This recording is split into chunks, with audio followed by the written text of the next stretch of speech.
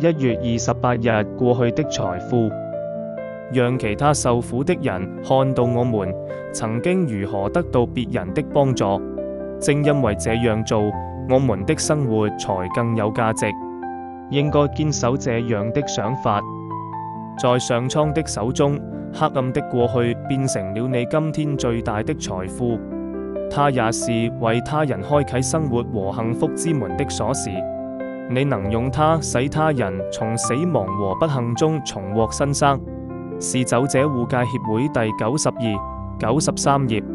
意識到過去那些似乎沒有價值的時光，對於我來說並非是一件壞事。最可恥的經歷卻成了幫助別人康復最有力的工具。我理解到過去自己曾經多麼絕望，多麼臉上無光，我就可以向他人伸出關愛和同情之手。我知道我已得到了上蒼的恩寵。